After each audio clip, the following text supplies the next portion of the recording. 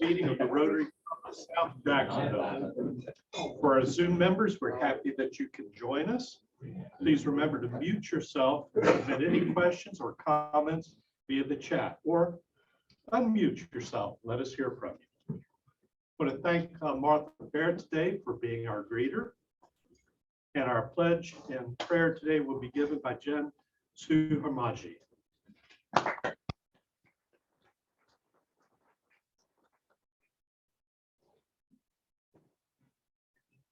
Let's start with the pledge.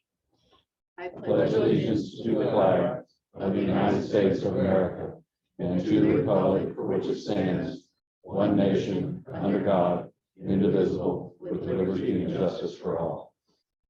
If we bow our heads, thank you for this day and for the ability for us to thank you for our meal and to those that prepared it. Please bless our speaker and his talk and what he has to share with us today. And thank you for this club and our members and our two new applicants, Daniel and Ed. And please bless our upcoming event at the Alhambra and let it be successful so we can contribute to Daniel's kids. Thank you and amen. Amen.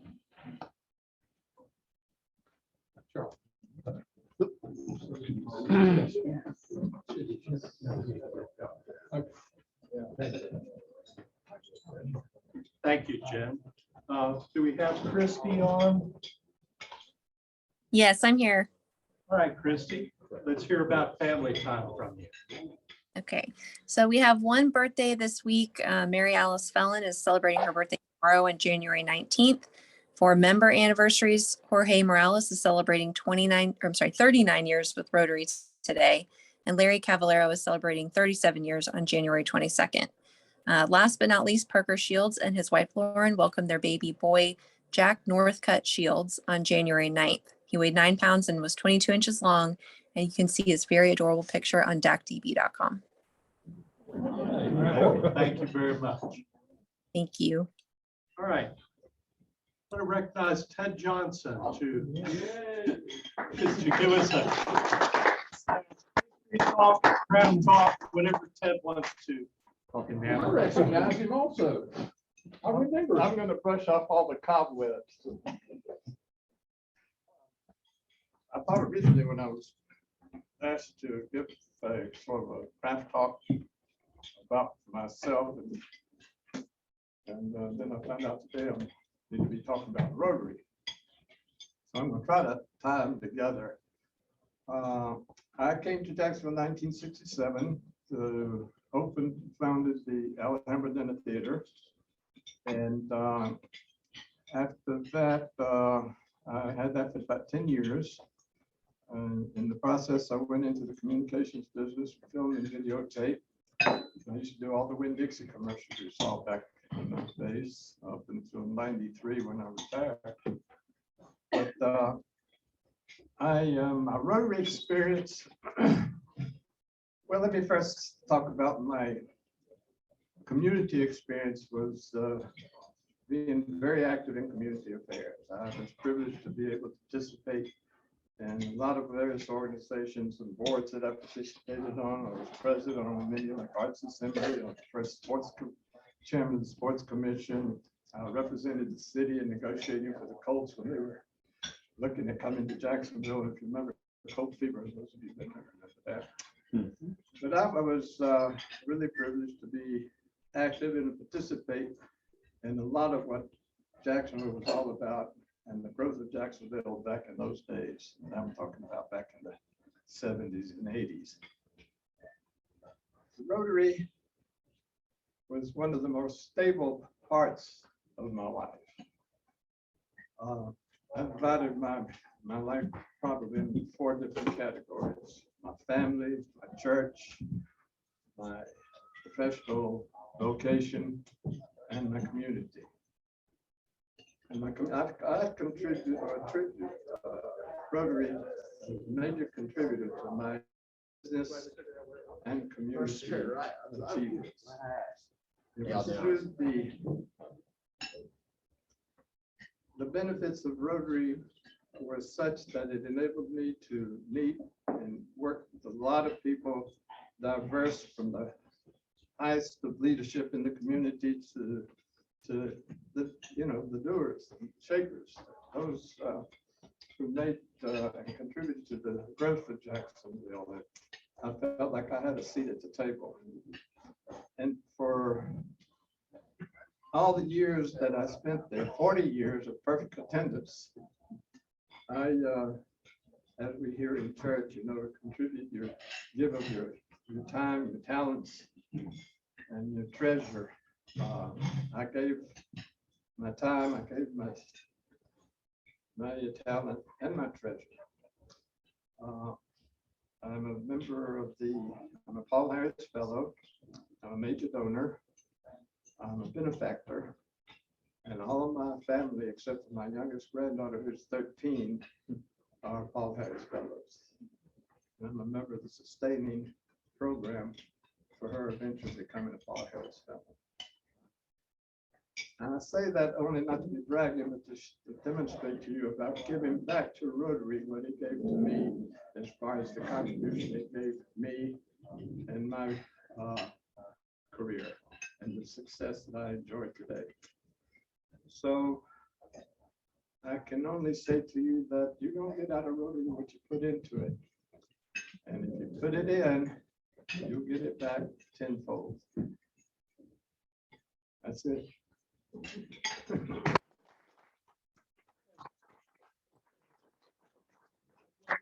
For you.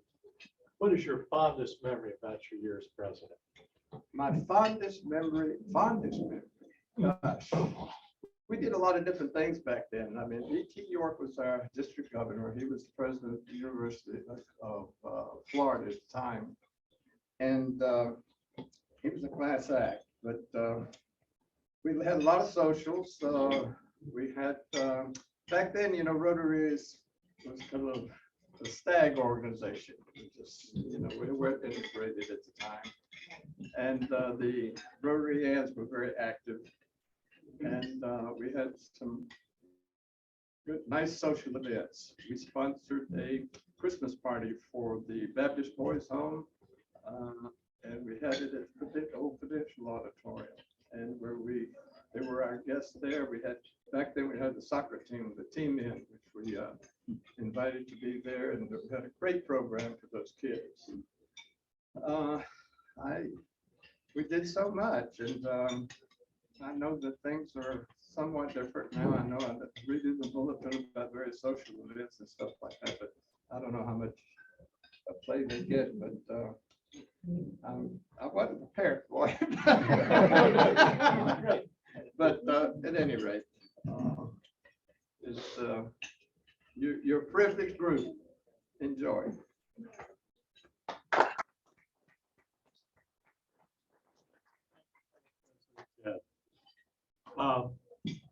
Membership moment, any updates from the membership committee other than keeping the names coming? Keep the name. No, I'll just say real quick. We've got a couple names that we're working through the membership committee now that they're in the bulletin. We also have a membership committee meeting this Thursday at 5:30 at Kaiser University. So put that on your calendar and look for an email later today. Other than that, keep one, bring one. Bring them to our socials. We have tomorrow night we have one at Epping Forest. You'll be hearing more information on that in a moment, but keep the names coming and keep bringing your guests. So thank you. Thank you, Past President Bill. We have the oratory contest coming up on February 17th. And Leslie, do you have any updates on the progress going on?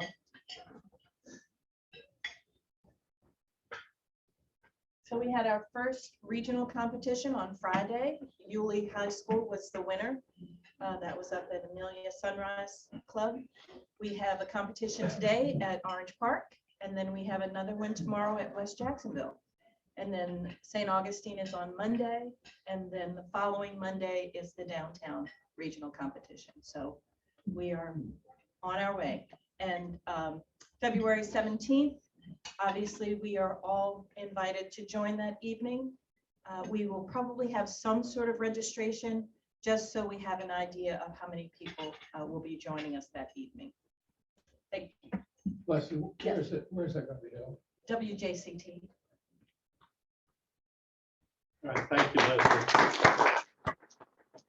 I don't have any recent updates, but I assume that the committee and the process is still looking for some benefactors to help support the process. So, what's that? Always. All right, thank you. All right. Parker, are you on? I'm not sure if Parker is on. Yeah, I'm here, Charlie. All right, Parker, can you give us an update about our upcoming social? Sure. Yeah, as Bill mentioned, tomorrow evening is our first social event of the 2022 year. It's taking place at the Epping Forest Yacht Club, and will be between 5:30 in the evening to 7:30 in the evening.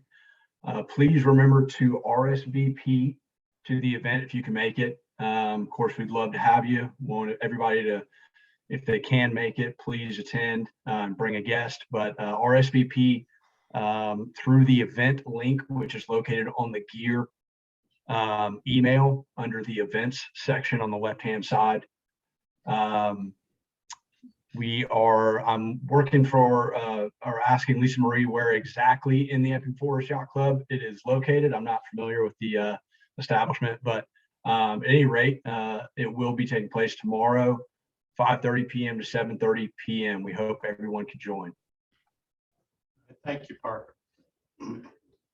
Just want to remind those individuals who are on this year's board that there'll be an immediate meeting of the board right after the conclusion of this meeting. Y'all may be wondering why I'm here. Well, Richard Dow is under a quarantine. He was worried about not having quite enough days under his belt for today, and so out of an abundance of caution and respect for the rest of the membership, he asked me to preside over today's meeting. He is doing well, symptoms pretty manageable, which he attributes to being vaccinated, double vaccinated, and the booster. So, Richard, don't know if you were online, but we miss you here today. Just a reminder that the District 6970 Rotary Leadership Institute that had been scheduled down in Orange Park for January 29th has been changed to February 26th. So would encourage members who are interested in participating in Rotary leadership to sign up for that. I'll send out some more information again about that, and hopefully we'll have a good presence down there in Orange Park. All right, visitors and guests, Julia.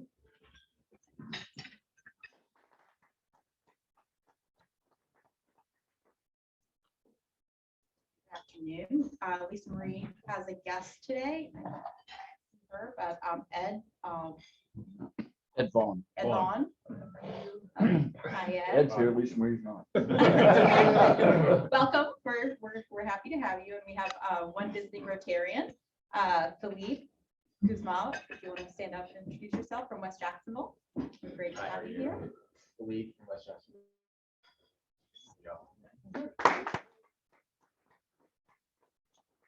Anyone else have a guest that's not listed? All right. Are we singing? Yes. You are. Yes, you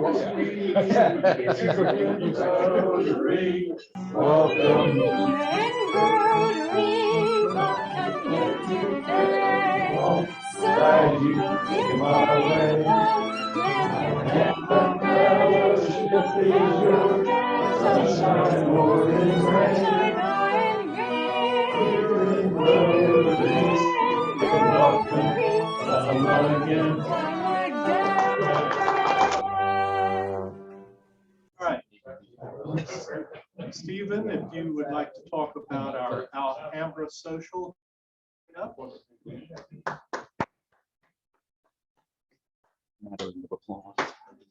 One's better than none. Just a reminder from last week, we do have the Rotary at Alhambra dinner. Guys and Dolls will be the show that night, Thursday, February 10th at 6 o'clock. We're about halfway to our fundraising goal. Tickets are $80 a piece to club members. If you can't go or don't want to go, but you still like to help out the cause for Daniel Kids, we're more than happy to accept a $50 donation in lieu of buying tickets. You can always buy tickets and give them to your friends or neighbors or family members or whatever.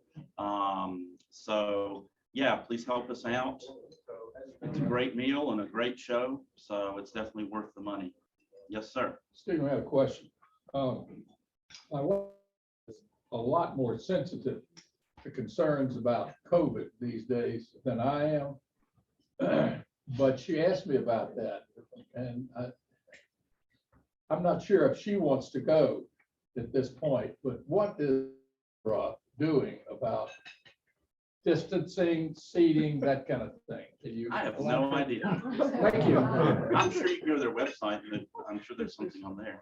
Maybe we do have an idea. It's been a little while since I went, but I have gone since they've opened things back up, and they are limiting the number of people and putting spaces between the tables and limiting, like, they're not gonna set you at a table with people you don't know. We can put Cindy in the corner if she'd be more comfortable. A little isolation. Put on booth. Isolation's good for you.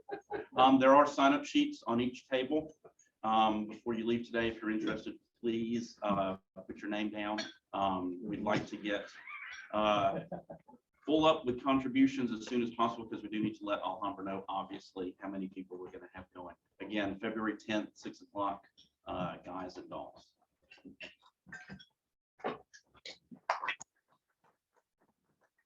Thank you. Somehow that reminds me of the old Get Smart cone of silence. We could just. All right. 50-50 raffle. Yeah, this is a good week.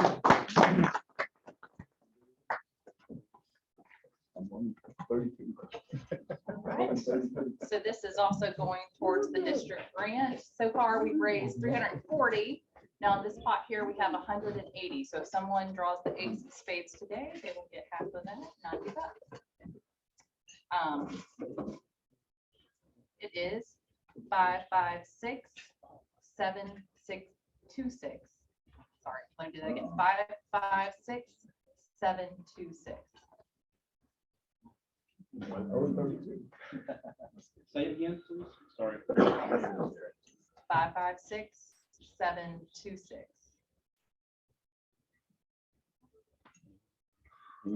Somebody. Are we gonna go mid? This is the first. Dad's looking at all of them. 726. All right. All right.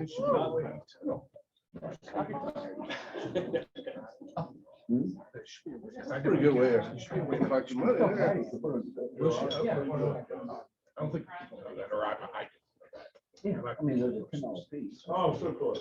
$10 minimum.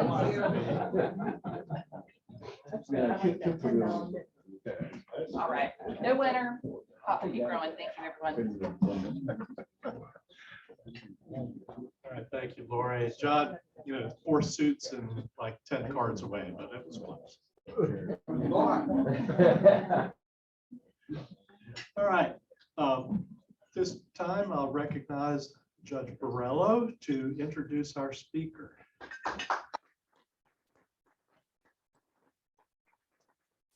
President Coker. And I think this is going to be really interesting. Matt Harris is our speaker today, and Matt is the owner of Timeout Sports Grill. There's actually 2 now. There's one on the west side that he's had for how many years? About 4.5 years. And then recently, just a couple of weeks ago, opened one up in Mandarin. And I thought it'd be really interesting to hear Matt's story, all that he cares to tell us about his background, but most especially the interesting struggles that he's had opening up the Timeout Sports Grill in the old Village Inn on San Jose Boulevard. Number of zoning issues involved with that I thought was a very interesting story. So Matt is very graciously giving us some time here because I know he is swamped with the opening of the new restaurant. So we're very pleased that Matt was able to take some time with us today.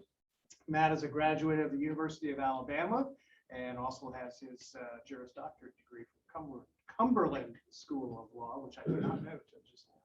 So in any event, we're very pleased to have you. Matt, come on up.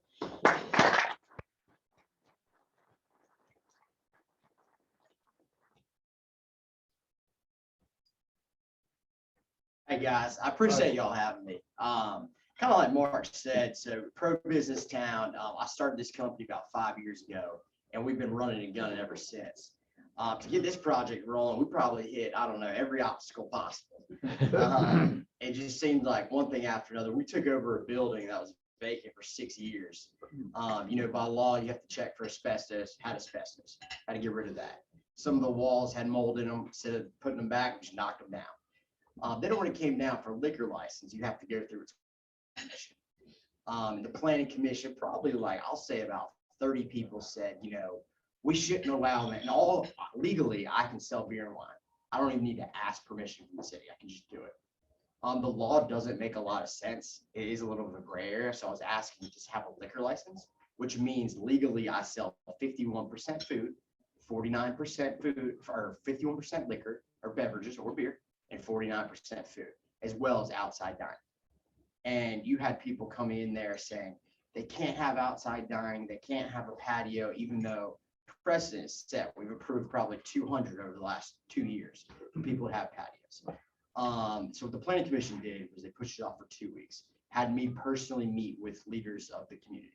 And we sat down and I was like, guys, I just want you to tell me what you would like me to do. And I read it off to the planning commission. It was things like, have off-duty police every single night, build them a wall on all sides of the building, like I'm Donald Trump. And just these insane demands. So what we did was we got with TR Hanline and Wyman Duggan and an architect, and what we developed was a fence. We realized the city doesn't like walls. They're used at jails. They're used at places where they don't look aesthetically pleasing. We designed a 6-foot fence, so virtually like you can't see in. We repainted the back wall, which is 8 feet high, and we moved the patio to the middle, which only has 1 speaker. We've been operating for 2 weeks. We've been at max capacity Thursday for Sunday for the last 2 weeks, and the city and the community has absolutely loved it. So it's been a lot of fun. The inside dining room, I built a football field, so when kids come in after the YMCA, like they're eating on the 50-yard line. And I mean, we're not stopping here. We could do a third one at this point, but probably be running this one for the next year. I do about 100 hours a week. My only day off actually is today, but I'll be in doing paperwork.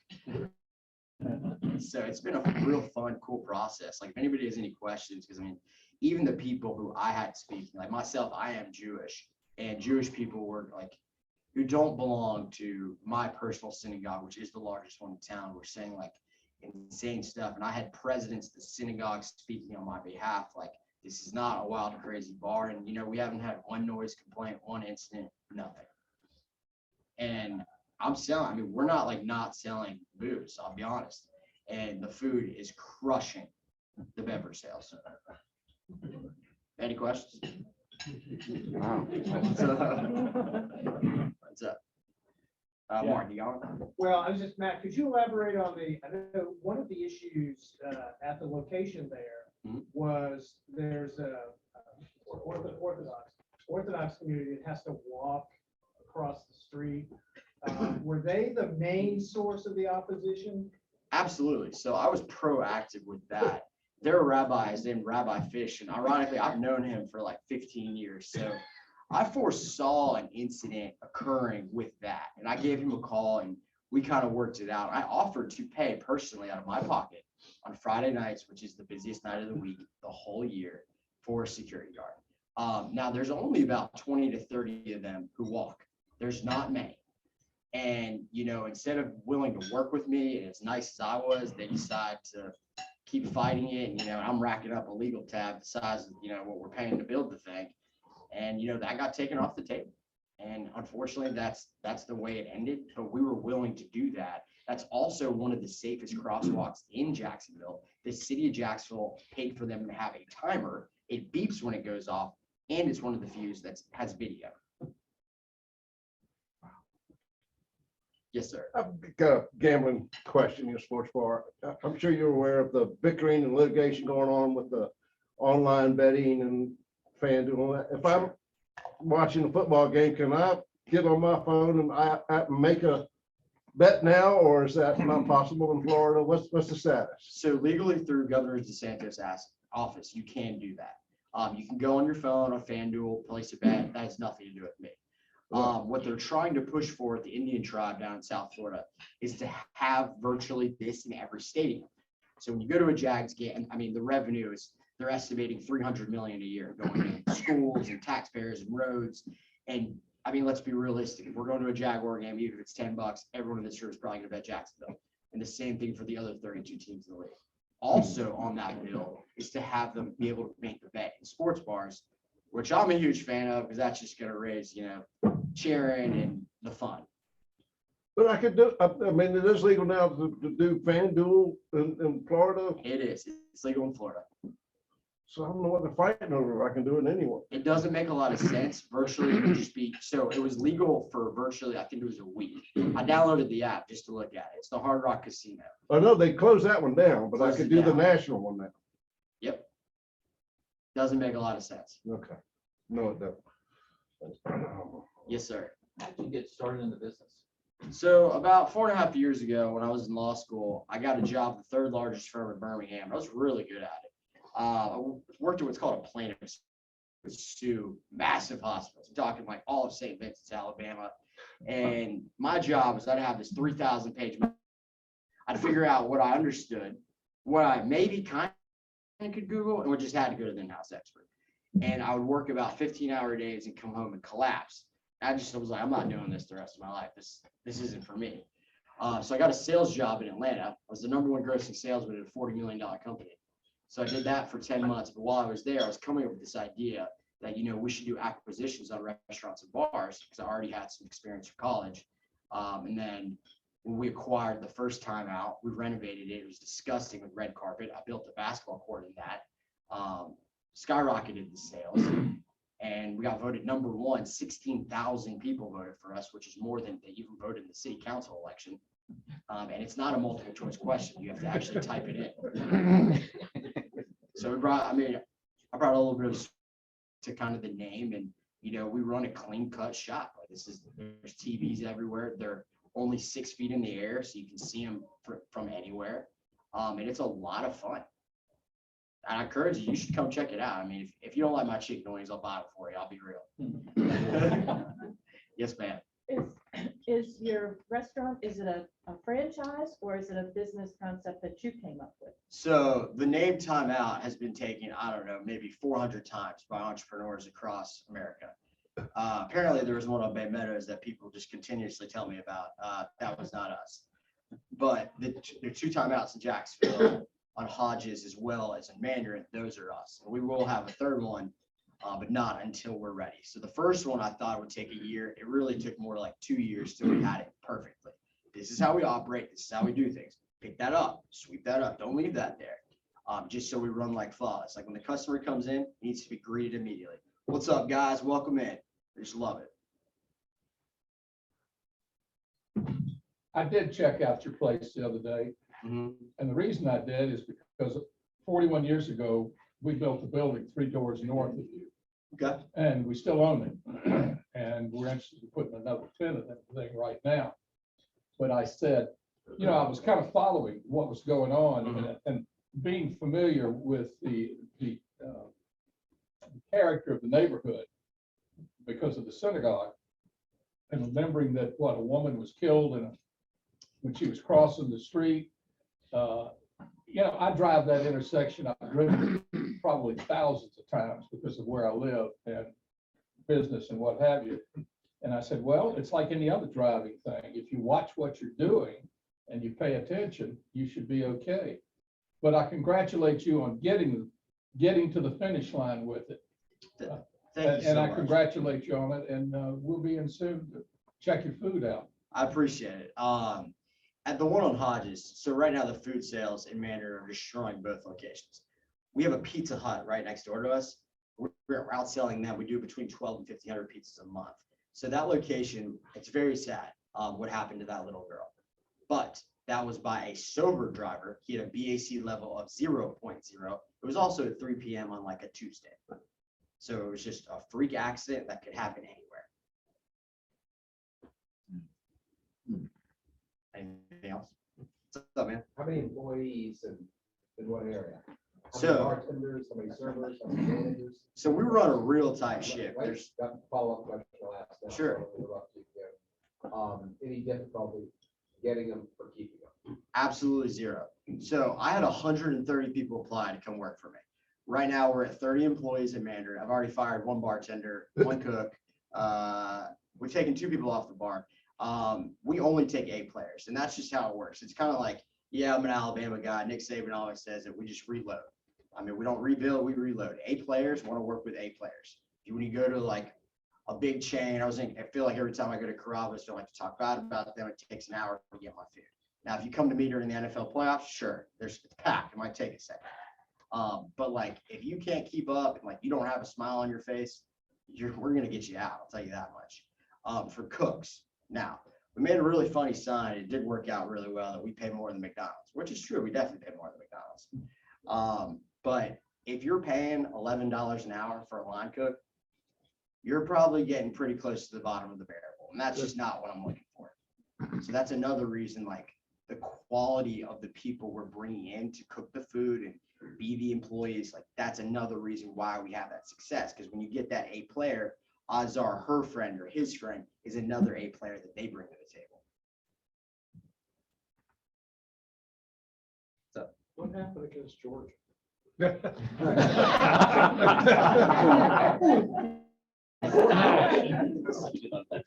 seen him talking about the second time, right? I thought Coach Saban said it best. Got outplayed in the fourth quarter. I thought Kirby did a hell of a job coaching the game, and quite frankly, they were the better team. They deserved to win that game. Now they play us next year, and all those starters go to the NFL, and we reload. It's probably gonna be a little surprising score is. I think you've already answered this in a way, so I'm looking to see if there's anything different. I noticed a lot of sports bars in this town are not doing well. A lot of them have caved. And it seems like certainly your focus on service, your focus on quality employees. What else is making the difference? It's a great question. So the trends. So trends are so important, especially in a sports bar. Like we'll go over beer trends. For a second, sour beers were so hot. They were on fire, just like the IPA trend. So I'd have three sours on my 15-line draft at Hodges. You have to keep up and like be the cool sports bar. Otherwise, it's going to be stale and no one's going to want to go in there. Also, we're constantly doing things like innovation. So for instance, I just randomly came up with the idea. I reupholstered all the booths blue, Gator blue. So when people walk in, they're like, this is kind of cool. I put in ping pong, just a friendly game. So you have to come up with ways to keep the guests entertained. And like when you have something fun like that, the word just spreads like wildfire. But what you don't want to happen is we'll use Crackle Barrel as an example. Crackle Barrel, me personally, not a big fan. They realize their brand, their name recognition is not so good. They buy Maple Street Biscuit Company. The Maple Street Biscuit Company is absolutely crushing for them. Matt, both of your locations, I think, are near an ale house, the Manor Ale House, whatever they call the one. How are you consider them competition? How's that? Do you think their business has been hurt by your opening? How's that working? For sure, there's certainly competition, especially, the one so I'm a very pro-business guy. So if you want to open a sports bar literally right next to me, I'm all for it. And people will just bounce back and forth, watch the game, whatever it is. It's definitely competition, but more business just brings more to the economy. Where that's how in my opinion, the economy works. You can't grow your company unless you're spending money. The one on Hodges is much nicer than the one in the Mandarin. They have a very nice outside patio. But at one point, Ale House needs, they do big business. So they need tons of employees. They were shutting at 10 and Hodges is open till 2 in the morning too. My sales were skyrocketing. We both close at midnight in Mandarin. That's just not the market. It's a different area. And I would think that, if you got to pick us or them, I'll let you guys make the decision, but we got a little bit more swagger. I think it's interesting that the comment about the market. What's the general market Hodges versus Mandarin? I can take a guess, but I want to see what you guess. Oh, man, it is so different. And there's a reason why. First of all, I do. So before I turn over the food inventory to anybody, they got to know it backwards, upside down, forwards, and sideways, because the food is my baby. But the type of customer, it's like if you open in Jacksonville or you open in LA or New York, you're getting a different kind of vibe, and you want to give them their ambiance to enjoy. The beach, we have the market for people that, it's the beach crowd. UNF is right down the street. They're going to stay out till 2 a.m. on a Tuesday. In Mandarin, we're much more family oriented. We're strong. Like the food sales, I think we're going to triple in Mandarin, which is awesome. Me and an executive chef from Cisco, personally, it's their in-house chef. We personally spent 3 months writing this menu. We added 32 gourmet burgers to the menu, and they're selling like wildfire. Like the head chef on Friday said to me, "I think we've sold 100 burgers today." And I was like, that means we're about to be out. And he was like, yeah, because I was like, dude, I ordered 80. There's no way. I went back there, and sure enough, I had to drive to the plant on Saturday to get more food. What have you found is the most popular sporting event for your business? NFL, college football, what brings out people in this? Okay, so there's 2 answers. My favorite is college football Saturday, because you got games all day long and we just knock it out of the park. Just because, like, I have the West Virginia Booster Club who comes in every Saturday and they play first time. It's fantastic. Their games are like 11 a.m., noon, 40 people. They're loving life. So now I'm making more money at noon. Got them done. Then I got the Gators at 3:30. Knocked them down. Then I got Alabama at 6 o'clock. Knocked them down. Now Jaguar football is definitely okay when we're not 1-15. It's big. It's big business. But like what was happening with the Jaguars, I've noticed, especially last season, we would go down like four score. Yeah, and people I'd look at the kitchen like, all right, guys. It's the first quarter, work as fast as you can to get these people their food. So that is probably like one of the busiest times of the year. But like now that we got Trevor Lawrence and hopefully getting some more bright side to the tunnel, it'll be a little bit easier for us on Jag Sundays, because they're not like customers not angry they were down 30-0 3 minutes into the game. Sorry. You mentioned you said Cisco. Cisco, the food supplier. Yes. So are they your primary? Oh, we're in a deep relationship with Cisco. So Cisco actually are first responders for a hospital in the city of Jacksonville. They are by far and the cheapest supplier in the city. They have an actual giant plant it's like West 5th. It's near Beaver Street. And I mean, it's just, they can do it all. Like we were the second sports bar they've done it for. They had the chef, they sent him to Daytona. And part of the problem is the price of chicken. So you heard about shortages and supply chain issues, but now, I mean, these guys are straight shooters. Another reason why I like them so much. Say, Matt, we're just not, we got them. We got people getting the chicken, but this is what we can sell you 6 cases for almost double what I paid pre-COVID, but this is what's going to happen. So I was like, well, we need a new plan. We got to transition. So we came up with this burger idea, and, they sent in the chef to help me write it.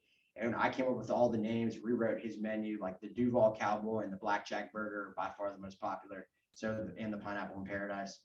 But he did it with a sports bar in Daytona, and he convinced him to just take it off the menu, put it on this board that flashes, because they know they have chicken wings.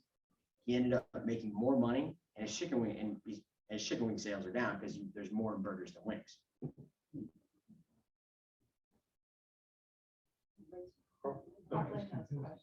Mr.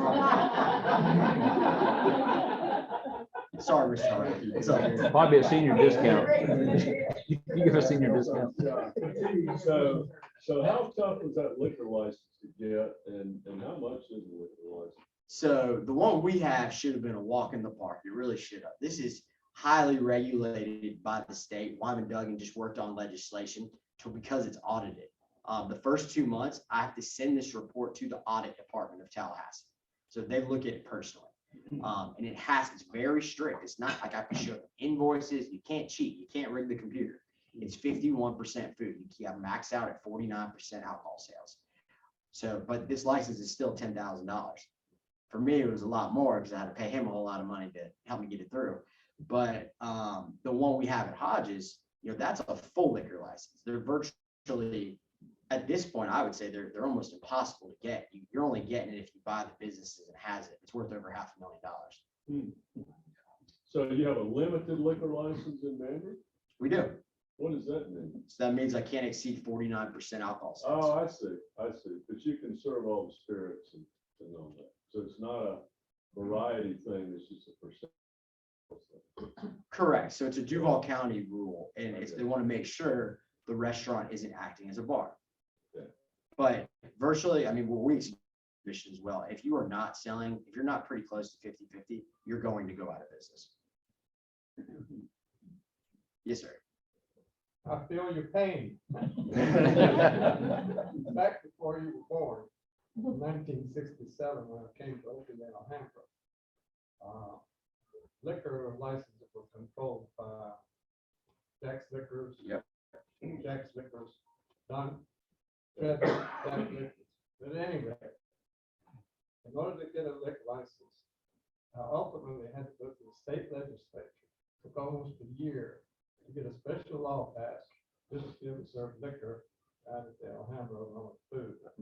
I had a similar situation where we had somebody across the way within that subdivision had a weekend minister that worked at the shipyard who was contesting, us selling liquor there and being an influence in the neighborhood, but which all was bypassed and all. But I thought things had changed. It's for the most part, I thought the planning commission and the zoning committee and the city council were very fair. If you attended the meeting, even the first time when the planning commission postponed it for 2 weeks, if you were there, it looked like we were going to win. I mean, they all gave comments, which were very fair. They were like, Mr. Harris has done nothing wrong. They are correct on the interpretation of the law. And that part of the law was no one can see the alcohol if we have outside sales. And because we built this fence, you can't see it unless you're standing on a ladder and you're having binoculars. Like, you're not going to see this. And I was very fair. I don't have to offer a security guard, but yeah, I have connections in the industry. I know people that would do it, and we would pay for them to walk across the street. And if that's the big deal, then I don't know why they wouldn't want that. And the offers that Ramsey Bakar handpicked me to be his tenant. He had an offer from, do you know what Tilted Quilt is? Okay, it's virtually Hooters 2.0 for those of you who don't know. They pride themselves on women wearing very tight clothing and ice cold beer. And if you call that operator, I promise you, he's not even taking your phone call. It was a 7-Eleven, a hookah lounge, just things that do not fit the community. And what we have brought, I'm talking like the customers absolutely love it. We've had families, there's tons of people my age with their kids, and they're just like, finally we can come, like, just relax. The president, outgoing CEO of the Jewish Federation, who just retired, I just saw him when I was walking in when I was leaving. It's the second time he's already eaten there in the 8 days we've been open. So a question going back to the 49.51% there. Is that a monthly, weekly, annually? How often is that number? And then depending on how short, you have to we can't serve liquor today because we had a blowout. Because the playoff games were so amazing that these idiots drank too much and now. Right. No, this is a great question, and that's absolutely possible. So basically what we do, the first 2 months, they keep it very strict. They run to the audit department to make sure, like, there's a place on Bay Meadows, I can't remember what they're called. They did Gators Dockside, and they got popped. They were running like a bar. They were advertising on like the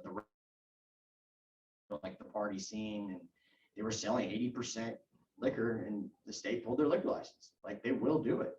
I mean, you get a warning, you get time to fix it. It's a fair process. But one thing like Wyman was working on when he was in Tallahassee was, you have to give the operator some time. I send them the report.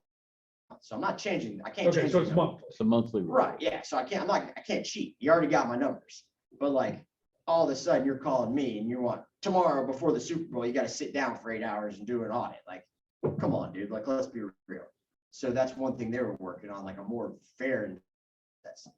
But like, that will happen. Like right now, you know, we haven't had an issue with it whatsoever. The month of March is the second busiest month of the year.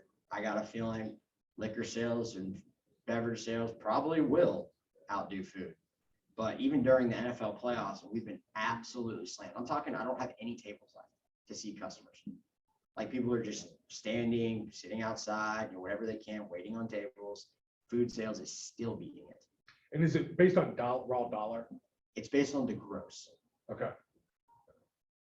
So theoretically, you could drop your beer to $1. So you could, but I don't know. If It's trying to work a special here. No, but he is correct. Under the law, you can sell, it has to, and this is just for alcohol, not for food. You have to sell the product if it's alcohol. So we do like just, it's like a fun project right now. We're from 11 to 3 on Saturdays and Sundays. I'm doing free mimosas for ladies.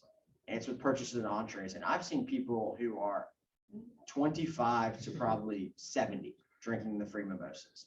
And you got to purchase an entree, and I bill them 1 cent per mimosa. And by law, I can do that. What were the times again?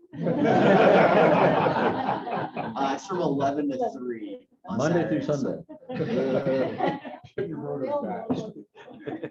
So, and yeah, it certainly was a cool process. And I'll tell you a quick funny story. So everyone's been really cool, and like we kind of kept it under wraps when we were opening because it's such a big job. Everybody who pulls a permit has to have an inspection by the city. We had 40 subs on the job, so we had 40 inspections. And I mean, I was there for literally 10 days doing inspections with the city. Just in like, they got to get there. The sub has to be there just to answer questions like, you know, where's the exhaust? Where's the emergency turn off? You know, I know the answer to 99%, but just he's got to be there. I mean, that's what we paid him for. And you know, one thing, because we tried to open for the playoffs, did go wrong. The health department came in and got on me that the kitchen didn't match exactly the plan. And I was like, well, if you look at the equipment list is still the same. And I was like, you could tell it was 4 o'clock. He didn't want to be there. He was in a bad mood. And I was like, sure, I can just move it. It's no problem. And then we even discussed it. I was like, sir, the procedure is just write me a citation, but correct it on site. It's not an actual citation. It's just a violation. And he picked up the phone and called Tallahassee. And once you call Tallahassee, the game, I mean, it's just Tallahassee because they don't know, they're not there. And they're like, oh, no, absolutely not. I can't open it. And so they made me resubmit a drawing, which they were super helpful. They got it done, but it was 4 o'clock. And they, for some reason, they got Thursday and Friday off the week of New Year's Eve. And the playoffs is New Year's Eve. So I missed that. But the ABT agent told me, he said, look, man, I'm going to look you in the eye, dude. I'm really proud of you. And we sent agents out New Year's Eve to see if you're operating. You weren't. I was like, so did I gain some respect? Did I get some trust this time? And he was like, I think you did. Alrighty.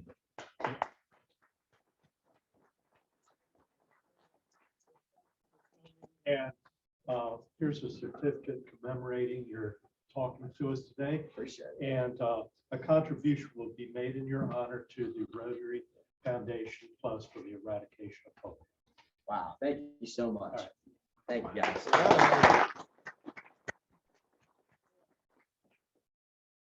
I like what you're doing. All right, don't forget the social tomorrow evening. Make sure you, if you haven't done so already, go to DACDB and sign up, or go to the gear and click on the link, or go to your RSVP for these meetings and sign up. And then also, don't forget about the Alhambra on February 10th. And get with Stephen, and let's get a good showing out there. We'll get the cone of silence for some of our folks here. All right, if everybody stand up and join me in the Rotary motto. Serves above self, one that profits most, who serves the best. And Each one bring one. Enjoy it, everybody.